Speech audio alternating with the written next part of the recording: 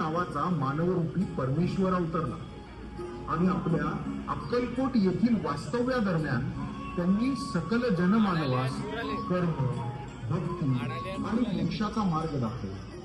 दत्तगुरूंचा चौथा अवतार या रूपात स्वामींनी परिजनांसाठी जे जे कार्य केलं, ज्या ज्या लीला केल्या, त्या सगळ्यांचाच मी साक्षीदार आहे। एक दोन नव्हे तर तब्बल 22 वर्ष माझ्या सावलीत परब्रह्म बसलेले पाहिले आहेत मी। नुसतेच पाहिले नाही तर अनुभवले आहेत मी। ईश्वरी रूपाची लीलाच निराळी। ईश्वरी शरीर अन्य जीवांप्रमाणे सामान्य नसतं, तो असामान्य अनुभव मी स्वतः पाहिला।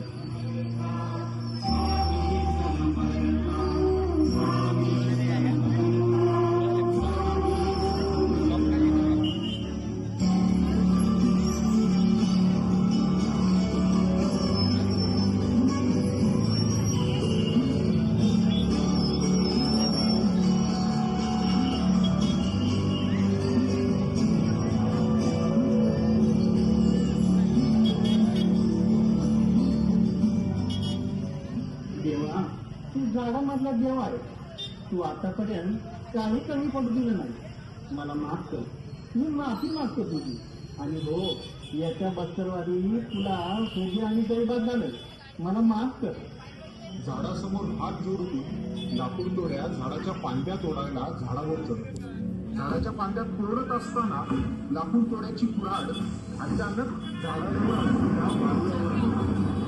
लाकूड तोड्या झाडावरून खाली उतरतो आणि कुऱ्हाड बघतो तर काय, वारुळा येताना त्याला दिसतो। मग लाकूड तोड्या वारुळा घाबरत घाबरतच कुऱ्हाड काढतो। अरे देवा, हे काय झालं? वारुळातून रक्त कसं आलं? लाकूड तोड्या वारुळाजवळ जातो आणि वारुळाची माती दूर करतो आणि बघतो तर काय,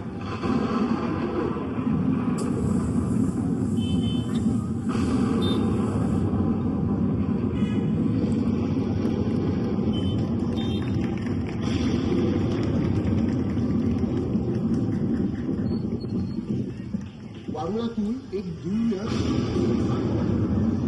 अचानक तेजस्वी प्रकाश वाढतो।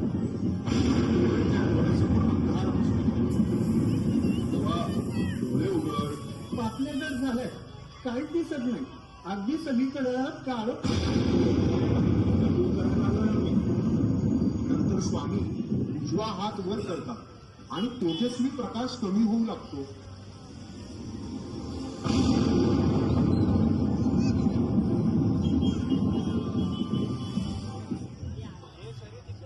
आपण कोण म्हणायचं स्वामी? अरे वेड्या, तुझ्या प्रश्नातच तुझं उत्तर आहे।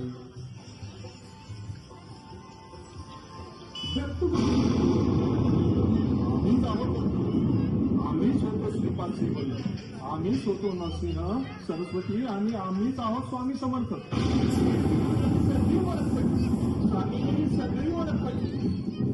लाकूड तोड्या स्वामींच्या पायावर डोकं ठेवून रडत रडत बोलतो। चुकी झाली स्वामी, माझ्यामुळे लागलं तुम्हाला। मला माफ करा महाराज, मला माफ करा। हे तर निमित्त मात्र आहे।